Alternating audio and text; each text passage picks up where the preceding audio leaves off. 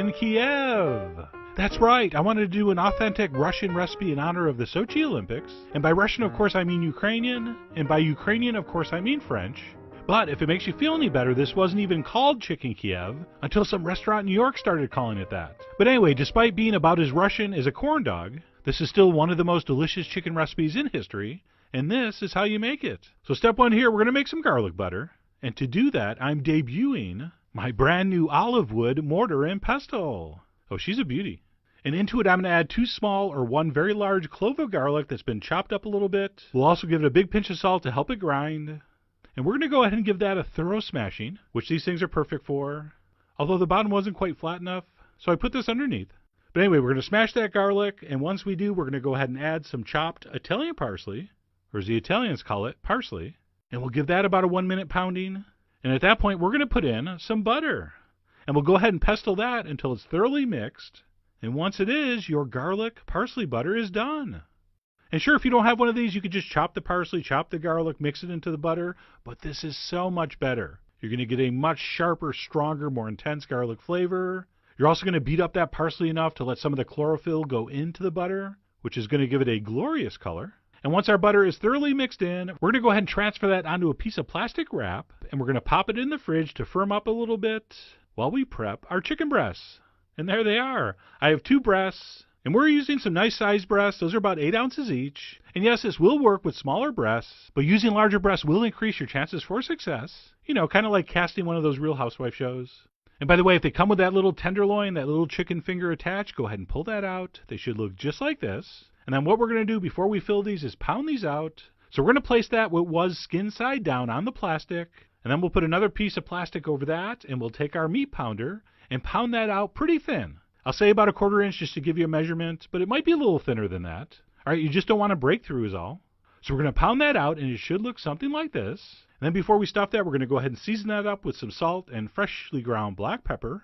And once that's seasoned, we're going to go ahead and take half our butter and place that right in the center of that slightly wider end of the chicken.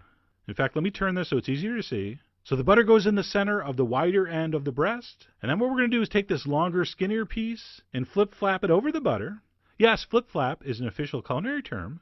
But we're going to use that flap of chicken to fold over and envelop the butter. And then we'll gather up all the edges like this. And that's going to trap that butter in the center. And if you follow the rest of the steps correctly, that will not leak out. And by the way, we're not trussing this. We're not using skewers. We're not using toothpicks. So we're going to trap our herb butter in the center of this all naturally with no performance-enhancing fasteners. So gather that meat up like that, which is going to give you a smooth top and a very rugged bottom. We're going to place it on the plastic like this, and then gather up the edges of the plastic, and we'll give it a little twist. Not too tight, just enough to keep it all together. And then we'll place that on a plate. And then all we need to do is pop those in the freezer for about a ½ hour until they just start to get firm. We don't want it frozen solid, we just want it frozen enough to hold the bottom together. So even though the sides might still feel kind of soft, where we gathered all that meat together on the bottom should be frozen firm enough to bread. And of course we're going to use the classic 3-station breading system. First we're going to dredge it in seasoned flour. All that is flour with some salt added to it. And then after it's been thoroughly dredged in flour, we're going to go ahead and pop that in an egg wash, which all that is a couple beaten eggs. And then once it's been thoroughly coated with the egg wash, the last stop is this bowl of panko breadcrumbs. You could totally use regular breadcrumbs for this. That's actually more traditional. But I do like the panko. A little sharper, a little crunchier, a little more multifaceted. But anyway, we're going to go ahead and bread that in panko. And when we are positive it is thoroughly coated, we're going to go ahead and place that back on the plate on top of a few extra breadcrumbs. And we're going to go ahead and pop that back in the freezer for exactly 15 minutes. We want these to firm up just a touch before we fry them. So pop those in. And that's going to be the perfect amount of time for you to heat up your oil, which I'm officially going to say is 350, even though I didn't wait. Mine was like 300. I'm a little impatient. By the way, next to your oil, you're going to want a foil-lined pan, because after we fry these, they're going right in the oven. And then once our oil is up to temperature, and our chicken's been in the freezer for 15 minutes, we're going to place that in seam side down. And we're going to let that fry just like that for 1 minute exactly. So after 1 minute, go ahead and flip it over. And we'll leave it on the other side about a minute. All right, we're not cooking it in the oil. We're just sealing it and starting the crust. And don't be scared. Some of those seams might open up just a hair. It's okay. The butter's not coming out. And then we're going to pull it out, let the excess oil drain, and pop it on a foil-lined sheet pan. And we're going to finish these in the oven. But before we do, I want you to sprinkle a little extra salt on top. I think I heard that keeps the top a little crispier. I don't know. And then we'll just mark our territory a little bit here with a shake of cayenne.